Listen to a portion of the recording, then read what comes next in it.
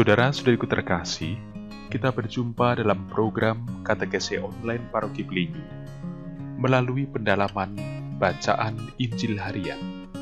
Selamat mengikuti.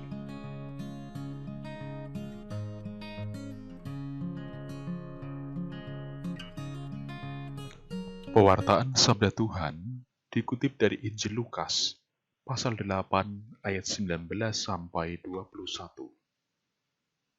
Pada suatu hari, datanglah ibu dan saudara-saudara Yesus hendak bertemu dengan Dia.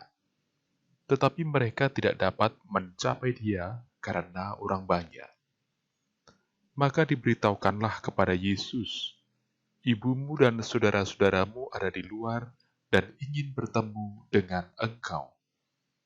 Tetapi Yesus menjawab, "Ibuku dan saudara-saudaraku ialah mereka yang mendengarkan firman Allah dan melaksanakannya." Demikianlah sabda Tuhan.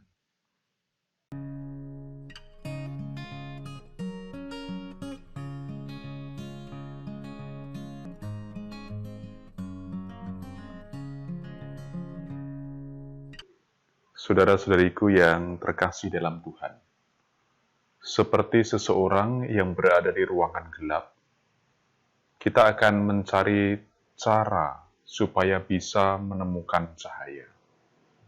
Sekalipun ada banyak bekal makanan enak dan uang banyak, hati tidak akan tenang dan tidak yakin dengan apa yang akan terjadi jika cahaya tidak kunjung ditemukan.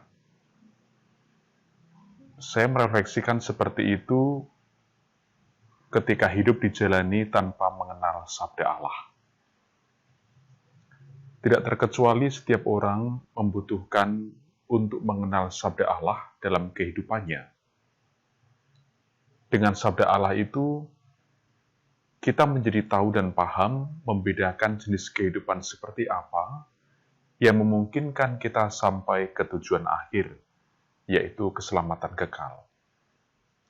Bahkan seorang yang paling buruk sekalipun selama hidupnya, di saat-saat terakhir, ia akan mengalami kekosongan dan ketakutan luar biasa ketika belum mendapat kepastian bagi dirinya sendiri bahwa hanya Tuhanlah sumber hidup dan jaminan keselamatannya. Anda bisa bayangkan betapa malangnya kita kalau ternyata itu terjadi pada orang-orang yang Anda cintai dan setiap hari berjumpa dengan Anda. Saudara-saudariku, untuk bisa menjadi orang yang punya andil membawa orang-orang tercinta kepada Tuhan, teks Injil kali ini mengingatkan agar kita terlebih dahulu menjadi pendengar sabda Allah.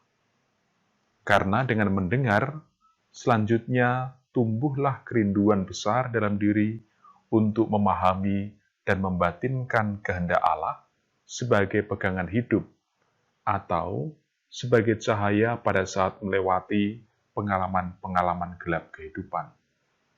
Inilah modal utama bagi kita. Kalau banyak orang mengira harus kenyang dahulu baru sanggup menjadi pendengar dan merenungkan sabda Allah, seharusnya tidak begitu bagi orang-orang Kristen. Sebaliknya, keteguhan batin kita untuk mendengar sabda memampukan kita peka pada berbagai kemungkinan atau peluang untuk memperoleh rezeki dengan rasa syukur seberapapun itu.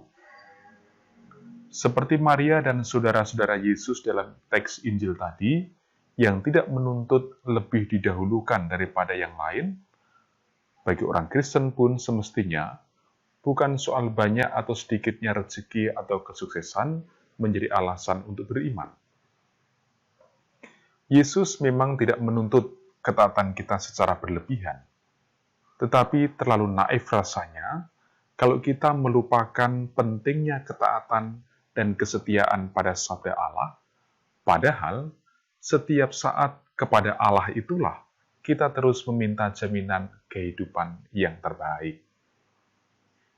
Murid Yesus tidak diajari untuk melihat kehidupan hanya dari satu sisi, yaitu menyangkut kepentingan dan juga kebutuhan pribadi saja. Berulang kali dan terus-menerus kita diingatkan pentingnya keselamatan jiwa kita dan orang-orang di sekitar kita. Maka, pilihan menjadi pendengar sabda Allah dan melaksanakannya adalah ciri khas relasi kita sebagai murid dengan Yesus yang adalah Guru dan Tuhan kita. Dengan cara ini, kita membangun relasi dengan Yesus bukan karena kepentingan atau kewajiban, tetapi karena kasih. Dan, saudara-saudariku, inilah awal jalan hidup yang sempurna. Semoga kehidupan Anda bersama dengan keluarga senantiasa dinaungi rahmat Allah yang Maha Kuasa, Bapa, Putra, dan Roh Kudus. Amin.